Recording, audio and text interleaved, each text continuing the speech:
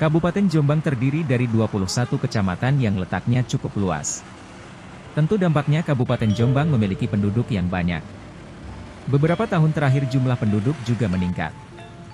Hal ini dibuktikan dengan tingkat kelahiran dan migrasi yang masuk ke Jombang lebih banyak daripada migrasi keluar dari Jombang. Saya coba bandingkan gini, saya dulu sempat kerja di wilayah Mojokerto, jadi tiap hari pulang pergi ke Jombang Mojokerto gitu kan. Saya pernah kerja di Sidoarjo, jadi saya pulang pergi Jombang Sidoarjo gitu. Saya rasakan betul bagaimana kualitas jalan lah terutama gitu ya. Saya nggak tahu kelas-kelasnya gitu. Ini jalan milik provinsi atau ini jalan milik negara atau ini jalan milik ditanggung jawab pemerintah kabupaten yang seperti apa saya nggak tahu.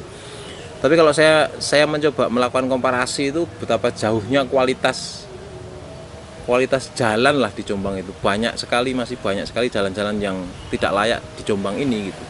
Tapi saya pikir kalau kami punya pemimpin yang lebih responsif kepada hal-hal seperti itu, tentunya harus ada upaya-upaya yang lebih keras untuk bisa melobi mungkin ke provinsi atau melobi ke nasional untuk untuk melakukan perbaikan seperti itu gitu. Kalau masalah ya standar ya, jadi pendidikan, penyerapan tenaga kerja termasuk di Jombang ini ada beberapa masalah terkait lingkungan.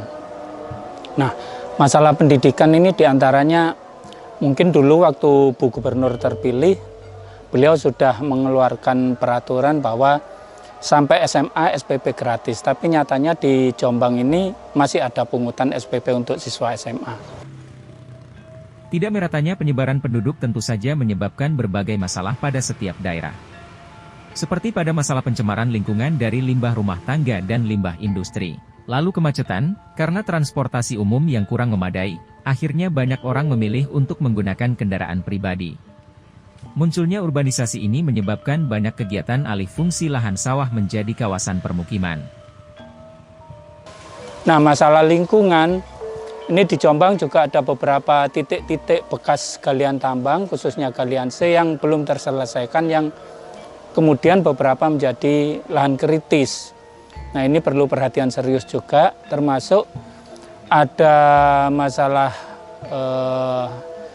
kegiatan industri rumah tangga di daerah Kesamben itu menghasilkan salah satu B3 berupa abu aluminium, itu juga sampai sekarang menjadi PR dan itu harus diselesaikan karena itu sudah menjadi hajat hidup masyarakat sana setempat dan ini sudah berlangsung bertahun-tahun dan nggak mungkin ini untuk menghentikan aktivitas mereka karena menyangkut hajat hidup mereka. Ya itu dulu saya pikir perbaikan birokrasi itu yang menjadi hal yang mutlak yang harus dilakukan gitu ya.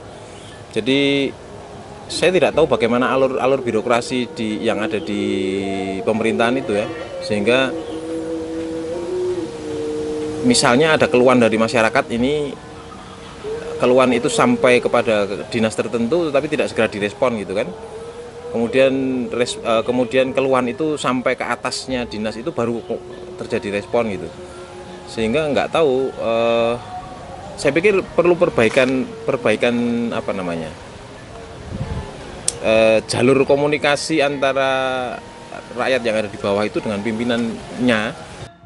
Masih ada kesenjangan sosial, ekonomi, dan pendidikan yang muncul di Jombang. Serta penataan birokrasi yang carut-marut, akan menjadi beban sendiri bagi bupati terpilih nanti. Saya bandingkan coba begini ya. Saya nggak iri sih sebenarnya, tapi kalau kita lihat ketika misalnya wali kota Solo yang sangat responsif hanya melalui Twitter kemudian langsung dia merespon itu di Jombang nggak ada gitu. Hal-hal kecil sebenarnya kan, misalnya ada masalah parkir kemudian rakyatnya nge-tweet dan nge-tag wali kotanya di Solo, itu segera ada tindakan begitu. Di Jombang belum ada alur pelaporan yang seperti itu, belum ada gitu. Dan ketika respon pimpinan itu bisa dilakukan dengan amat sangat cepat, itu kan sangat memuaskan bagi orang-orang gitu ya. Ada perhatian yang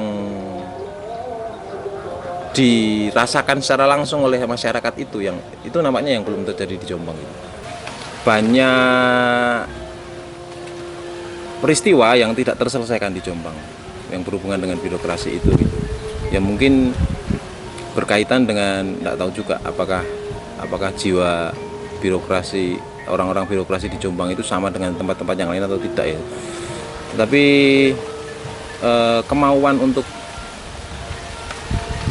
mengambil inisiatif, terus kemauan untuk memperbaiki dirinya itu yang kurang saya pikir gitu, sehingga cenderung menunggu perintah untuk bekerja itu.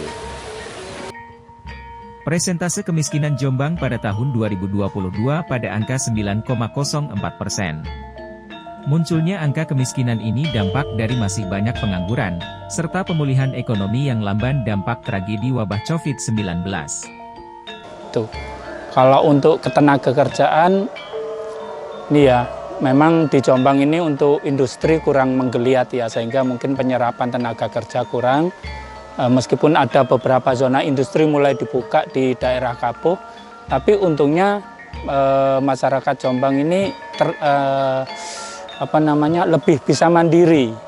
Banyak anak-anak muda yang mulai tumbuh jiwa kewirausahaannya. Ini terbukti banyaknya kegiatan wirausaha di Jombang yang banyak diinisiasi oleh kaum-kaum muda.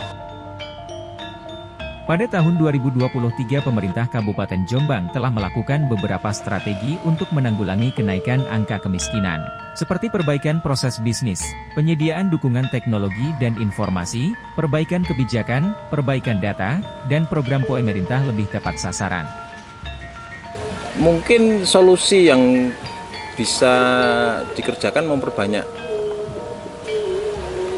pelatihan kah atau bimtek kah atau workshop yang harusnya diberikan kepada para pelaku itu, sehingga bisa memperbaiki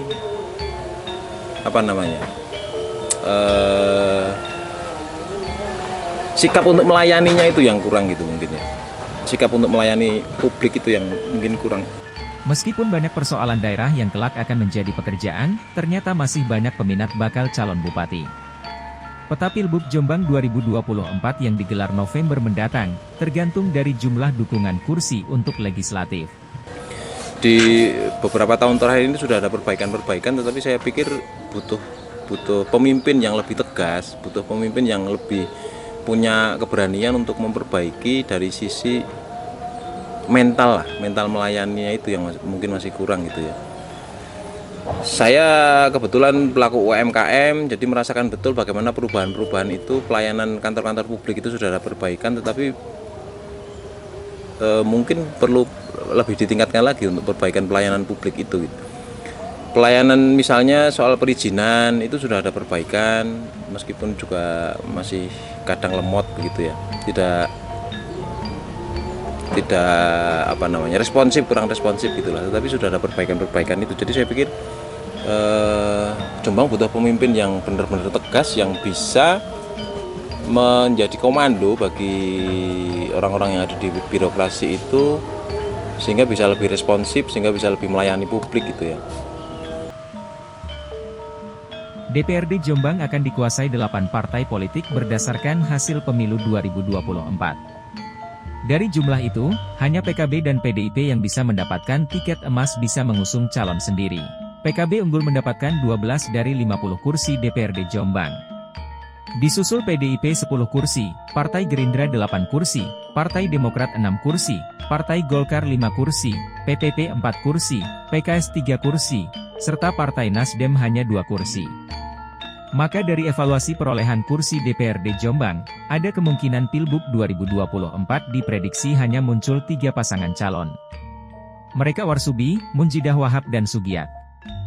3 poros ini diprediksi bakal bertarung sengit di Pilgub Jombang 2024. Hal ini ditengarai setelah Sugiyat mengajukan pengunduran diri dari jabatannya sebagai PJ Bupati Jombang, lantaran ingin maju dalam Pilgub Jombang, sesuai aturan Kemendagri. Keinginan mantan Kabinda Sulbar untuk maju dalam Pilgub Jombang dinilai sudah terbaca gerak-geriknya sejak awal. Sebagai mantan pimpinan Badan Intelijen Negara, Sugiyat juga menjalankan kemampuan pengamatannya untuk memahami peta politik di tanah kelahirannya. Ya mungkin ini ya, masalah klasik ya di hampir semua pemerintah daerah adalah reformasi birokrasi.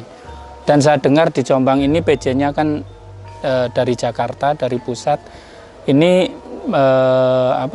kabar dari teman-teman bahwa beliau sudah mulai menata itu. Sayangnya dalam jangka waktu yang hanya 1 tahun ini menjadi PR tersendiri yang harus diselesaikan oleh bupati berikutnya. Dan ini tentu imbasnya juga ke masyarakat, kemudian birokrasi dan sebagainya. Sebelumnya hanya ada 2 bakal calon bupati yang namanya selalu muncul. Masing-masing Warsudi dari klan Mojokrapak merupakan kader PKB. Sedangkan Munjidah Wahab dari klan Tambak Beras merupakan bupati Pertahanan serta kader P3. Keduanya dinilai belum punya kekuatan yang dominan. Kekuatan mereka seimbang dan masing-masing memiliki persimpangan politik. Sedangkan Sugiat disebut punya peluang untuk maju, jika berhasil menghimpun beberapa partai politik yang belum menyatakan dukungan. Misalnya, Partai Golkar yang punya 5 kursi, Demokrat 6 kursi, Nasdem 2 kursi maupun PKS 3 kursi. Atau, bisa jadi Sugiat justru mendapatkan rekom dari PDIP dan bergandengan dengan Sumrambah. Sebab wacana itu muncul, karena pucuk pimpinan BIN saat ini punya afiliasi dengan PDIP. Ada nggak ya kira-kira calon bupati yang akan datang itu menggelar sebuah forum gitu untuk kita bicara soal strategi kebudayaan gitu. Karena sampai saat ini dari beberapa pilkada yang saya lewati di Jombang itu belum ada satupun calon kepala daerah yang mau melakukan sebuah dialog antara calon dengan kawan-kawan yang bergerak di seni dan budaya gitu. Tentunya kalau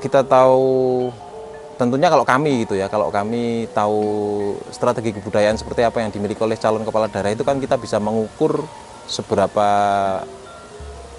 kuatnya kepedulian para calon itu kepada kesenian dan kebudayaan gitu.